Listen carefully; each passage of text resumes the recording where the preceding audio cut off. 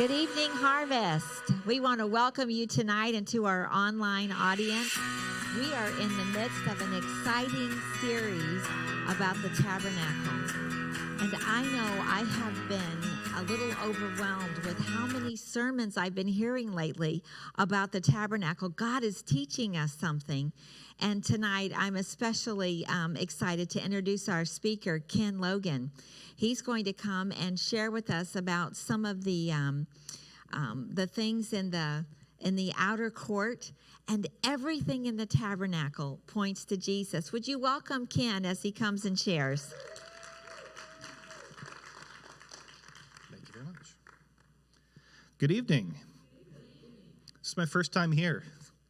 So if I seem really, really nervous, that's part of why. But moving forward here, anything you hear that I do like right and it seems to hit you and it's like, wow, that's really cool, that's God talking. And any time that you hear something, you're like, wow, he looks really, really, really lost, that's me. So we'll go from there. But over the last couple of weeks, we've been talking about about worship from the tabernacle. We've been trying to explore what the tabernacle is all about. The first week, we were talking about where we stand in worship. We discovered that altars are the place that we meet God. That's the location that we come together. We're able to sacrifice to him. We're able to meet with him on a very personal level. In the second week, we were talking about worship in the temple and how God initiates worship. He's the one who created a temple within us, and then God, as a result of that, is able to live within us through by accepting Jesus and allowing him to be part of our lives. So that absolutely is worthy of our worship, and that was the big focus for part 2. And then that led straight into part 3, where we talked about the outer courtyard. That's where we kind of saw the structure of how the tabernacle was built. We see the initial gate where you're allowed access to the presence of God at all, where you have to cleanse yourself. You have to go to the sacrificial altar, where the vast majority of time was spent within the tabernacle as a whole. And then the laver, which is the cleansing point that lets you get into the holy place. So that brings us to tonight's teaching. Now, the first thing we're going to be talking about is that definition of the tabernacle. And as a reminder, the word that was used was mishkan, which means to dwell. This was the dwelling place of God. This is where he stayed. And it's also, up until now, we've been kind of using it for the whole complex. When you're talking about the tabernacle proper, you're talking about the tent. And so that is what we're going to be focusing on tonight. Now, the design of the tabernacle, it was located in the farthest westernmost part of the outer courtyard, as you can kind of see. Everything goes outward from there. Everything goes to the east from that center point, or from that point. The dimensions of the tent were 45 foot by 15 foot, 45 long, 15 wide, 15 foot tall. And so it would fit pretty well inside of our space here today. This is about 50 foot as reference. The structure was built of a series of acacia wood frames covered in gold and placed in stands of gold, silver, and bronze. And the significance of this is that the farther you got from the holy place where God is, you got lesser and lesser metals. Is a reminder that the best is meant for God. That is the best part of the dwelling place of God. And as you get farther and farther away, things become lesser.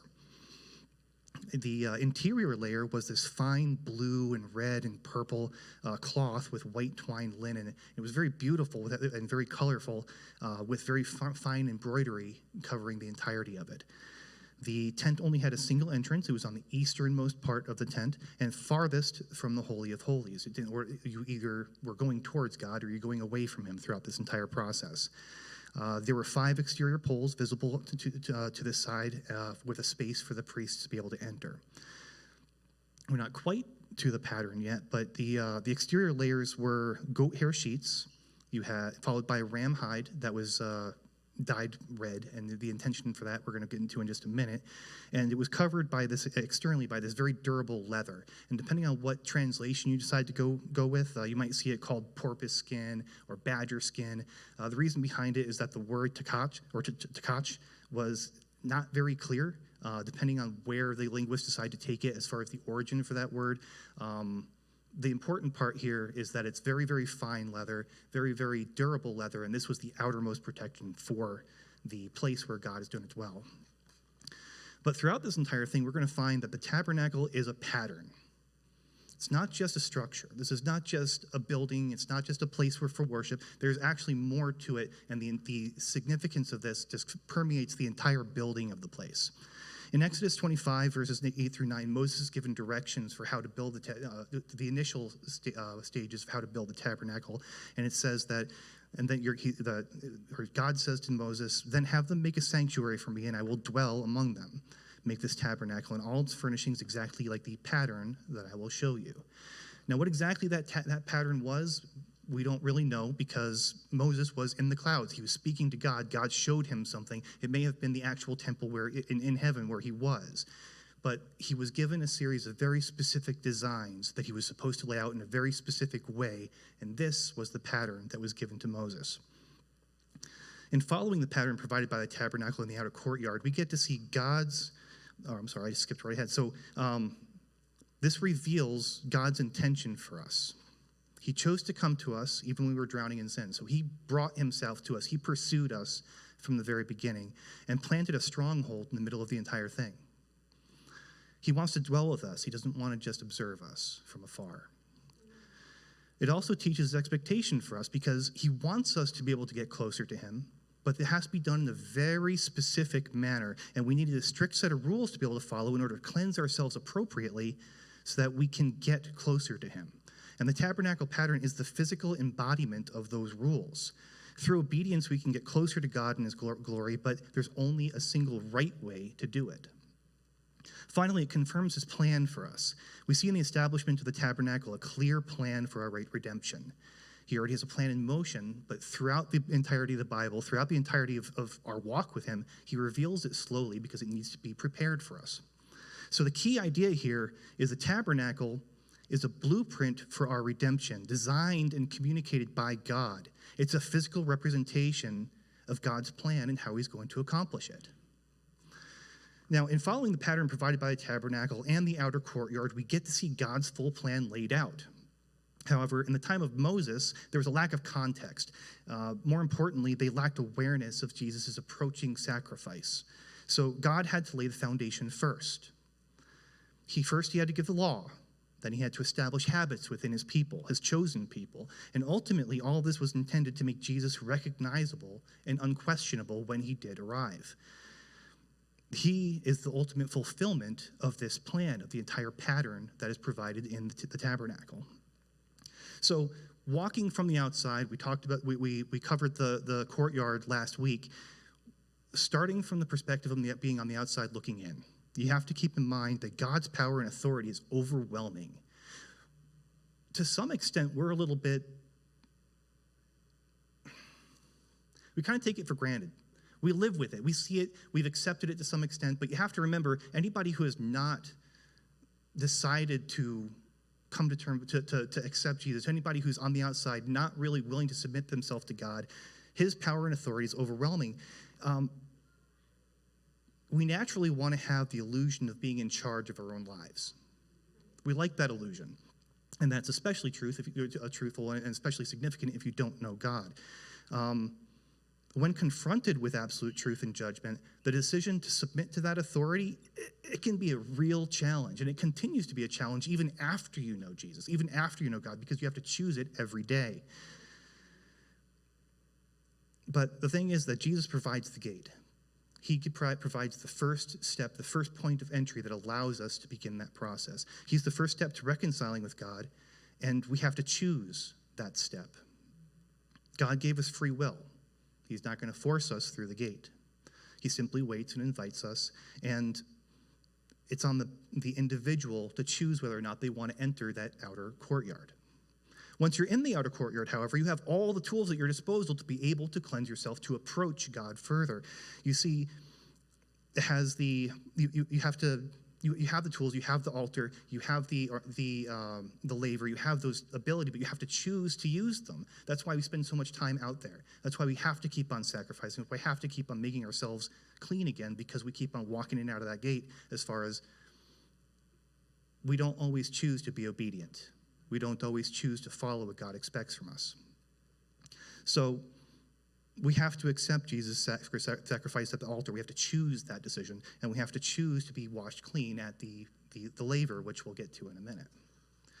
So in 1 Peter chapter 2, verse 9, we see that this is all a part of God's goal. Because like I said, the outer courtyard, that is the cleansing path, right?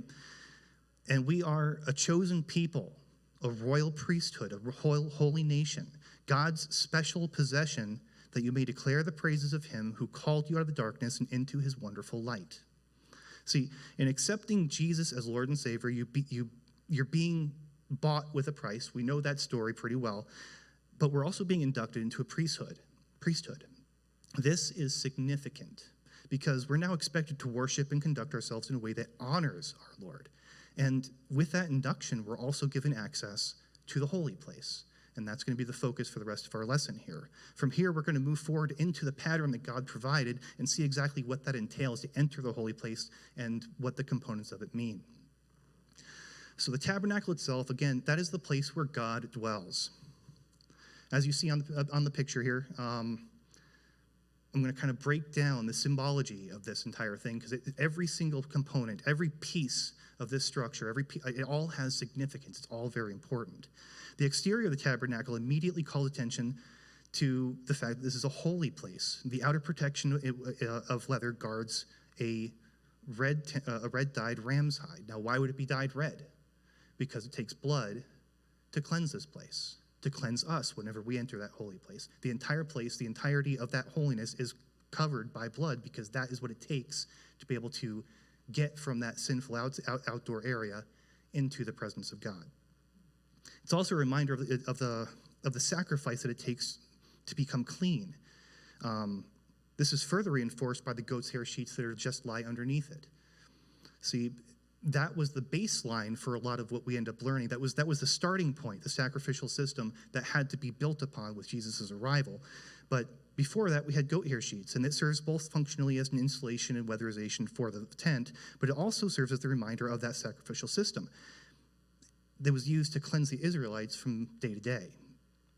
Finally, we get to the inner layer of colored cloth, which is all embroidered. I said it was embroidered finely. It was embroidered with cherubim. See, the colors chosen here were also symbolic. You had red for the blood that was paid. You had purple for God's royalty. You had white for his purity. And finally, you had blue for the heaven where he resides. The cherubim themselves were a reminder of God's greatest warriors stood guard at this place. They were surrounding the entirety of the tent, the entirety of the holy place and the Holy of Holies. All of this was held together by wooden frames of acacia wood covered in gold. This was a place where only the finest of materials were welcome. This was the best of the best, the absolute best that could be provided to God. Now, within the tabernacle, within the tent, there were three pieces of furniture that were within the holy place. The first one we're going to talk about is the table. Described in Exodus 25, verses 23 through 30. I'm going to summarize a little bit because it's hard reading otherwise. But it was an acacia wood table overlaid with gold. It was about 3 foot long, about 1.5 feet wide, and a little bit over that, about 2 feet, maybe a little bit more tall. There were rings on it for travel. It was portable by design because God, like I said, he wants to dwell with us, but he also wants to travel with us. They were in the midst of the wilderness. This was both symbolically and literally true. He was going to remain with his people. The plates, the dishes, the pitchers, bowls, they were all used for offerings, and they were all made of gold. And finally, the bread of the presence was to be placed out on this table at all times, 12 pieces, one for each of the tribes of Israel. Now, there's a number of different significant pieces for why the table was there. The first is that it's a reminder that God provides for us. The table is supplied with bread every week, symbolizing all that God provides from the earth and that how he sustains everything. It's also a reminder that God seeks fellowship with us. The priests were permitted to eat from this showbread, nobody else. And they, by entering the holy place, were permitted to be right there with him. He chooses to share what's meant for him with the priests who serve him. This is a very intimate type of a situation here. Then you also, the last piece here is, it's not really explicitly said, but it kind of struck me. This is an example of tithing too, in that it's not all the resources, all money, all food, all offerings, it all originates from God in the first place. So when we sacrifice him, when we provide this to him, when we continuously work and provide to him, we're merely giving back to him what is already his. So by providing fresh bread to the table of the show table each Sabbath, the Israelites were giving to their God, even though he doesn't need it. He's already got it. But their offering was pleasing to God, just as our offerings are today. The next piece of furniture was the lampstand.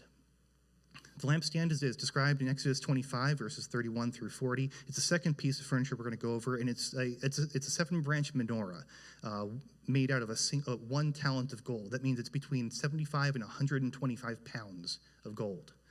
That means $2.5 to $3.5 million today. Like this was the rich of the rich. This was important. It was significant because, again, this is the best. This is the best for God. Now, each branch was to have buds and flowers and petals on it, with a lamp of gold at the tip of each. The flowers were described as being almond blossoms and lilies, very beautiful flowers. And the whole lampstand was to be made by a single piece of beaten gold. That means that they weren't adding to the gold. There was one big chunk that they pulled this shape out of. It's very, very time-consuming, but also ensures the purity of the final structure. Now, as for what the lampstand means, there's a number of different pieces, and we're going to start off with how it calls back to the creation story. There were 7 lamps for 7 days. It's the very first thing, and the design was covered with flowers as a reminder of the Garden of Eden, and where God first chose to dwell with man. It also reminds us that God is the light. Without him, we're lost. And it's in line again with the creation story. So it's a reminder that the very first thing that God does is create light. Here in this pitch black tent, you have to remember, it is covered thickly with a number of different layers. There would be no light here except for this lamp. So it's that constant reminder that God alone provides light and pushes back the darkness. It's also important to remember that we rely on him to see clearly. Without God's direction, we're going to wander blindly in that darkness. By providing his light, God illuminates things we otherwise would never see. So it keeps us safe from pitfalls, traps of the enemy, but it also allows us to serve even in the midst of darkness.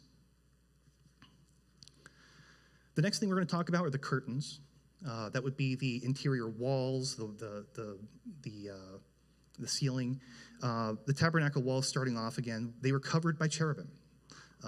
These were God's warriors that were there to defend the holy place and the servants of God who visit there. Next thing would be the inner veil. That would be the separation point between the Holy of Holies and the holy place. This was not some place that they could easily access. In order for the high priest to get past, they actually have to move things out of the way to be able to get through this. This was guarded. And the cherubim there were very explicitly put there because, again, do not pass. You're not permitted past here unless you are the high priest. It's the only person allowed into this space, and that was only once a year.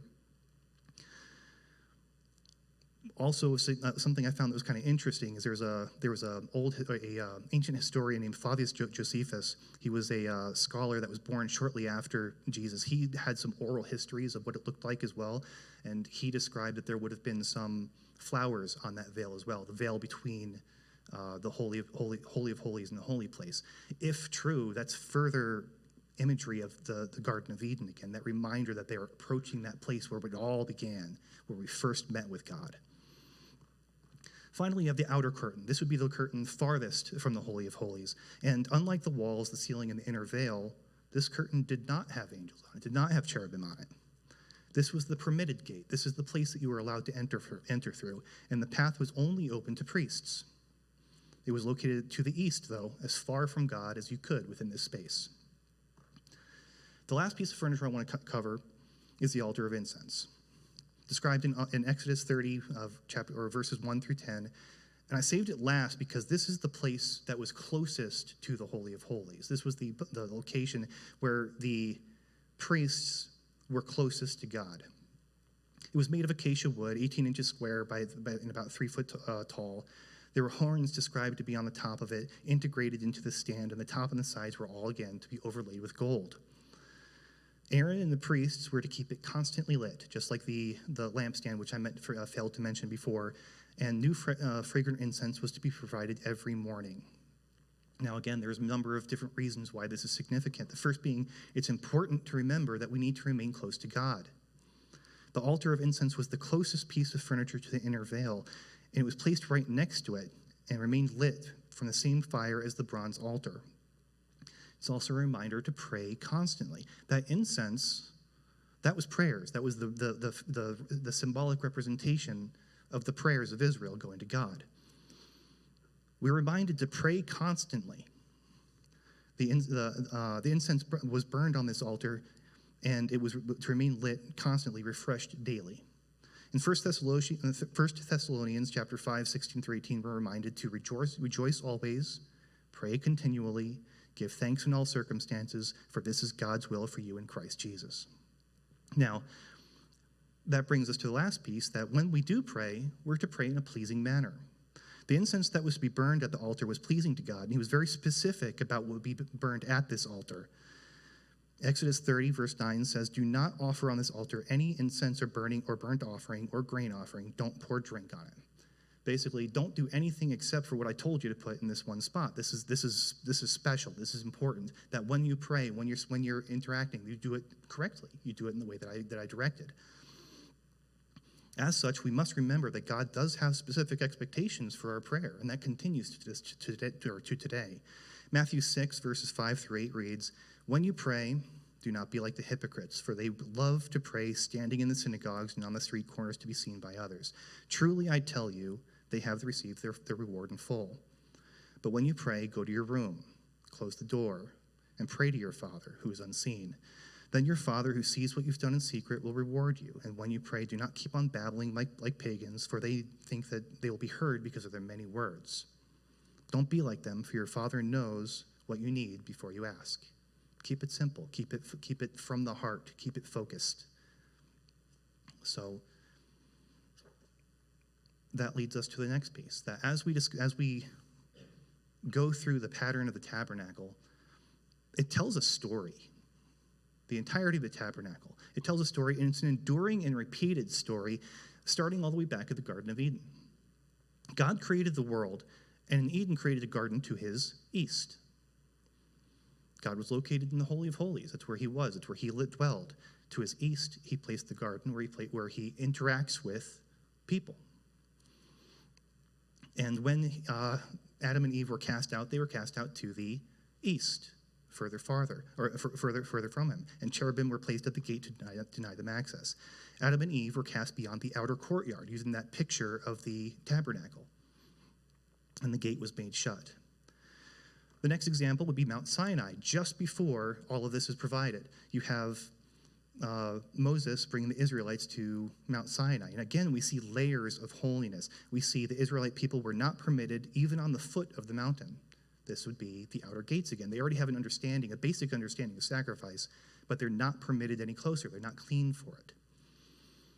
However, he did allow the leaders and Moses to approach onto the foot of the mountain where they dined. Again, the holy place has the table of showbread. This is the place where God has fellowship with us. Finally, Moses was called to the summit of the mountain where he received the law and the tabernacle pattern from the presence of God himself in the Holy of Holies. Again, we see that pattern displayed here with Solomon's temple doing the same thing. It's just on a larger scale. So God works in patterns and remains the same throughout the ages, and he hides in plain sight. That's one of the things I really think is cool about God. I love this because, just look to the way that Jesus taught. He used parables. He didn't tell you exactly straight out, this is how you're supposed to do things. He didn't tell you straight out, this was the rules in which that you were supposed to do. He gave you an example. He spoke in a way that if your heart was right, if you were seeking the truth, you'd hear it. You'd hear it clear. But if you don't, right over your head. He's just talking about throwing stuff on the dirt and it's not growing. What's wrong with that? So find those patterns. As you're doing your research, as you're going through the Bible, as you're speaking to God, as you're praying, find those patterns, because when you see those kind of consistencies, it's amazing because you see that the plan has been working out all along. So let's bring that to the outer courtyard, and let's bring Jesus into this, because Jesus, as I said before, he's involved in this whole thing. Again, from the start, there was a plan. Jesus is the gate. He's the only way in. He is the outer gate to the courtyard. he went as far to the east as he could go. He made himself a man. He made it so that he experienced everything that we did, and yet he still is the border. This is where sin stops. Once you get inside there, if you choose to go there, if you choose to follow Jesus, you choose to accept that gate and go walk through that gate, then you have to walk into the outer courtyard where you have the altar, the cross. He sacrificed himself. He already used it for you. You're already taken care of. Anyone who accepts Jesus accepts him as a sacrifice at this altar. And this is where Jesus is revealed to have authority over death itself and proves who he really is. Then you get to the laver. In accepting Jesus, we're washed clean by the Holy Spirit, just like you see at that laver. Our sins are forgiven. We're made suitable to have access to the holy place. And we see that he is the light and choose to allow him to shine through us. This is where we're getting into the holy place again. So you see the light. It's no longer hidden behind all those walls. It's plain as day. You see the provision that he gives you. It's no longer hidden. You are deeply aware of it at this point. And finally, you start to learn to speak to God. You start to learn to pray. And you start to learn to build a personal, close relationship with him. Because that's what the holy place is. You look at the design, that's what it's aiming for. Jesus is the tabernacle pattern in action. And it was used by God. This is when you use those tools the right way. And all of it point to salvation and our lives being radically transformed. So finishing up, Hebrews chapter 4, 14 through 16 reads, "Therefore, since we have a great high priest who has ascended into heaven, Jesus, the Son of God, let us hold firmly to the faith that we profess. For we do not have a high priest who is unable to empathize with our weakness, but we have one who has been tempted in every way, just as we are, and yet he did not sin. Let us then approach God's throne of grace with confidence so that we may receive mercy and find grace to help us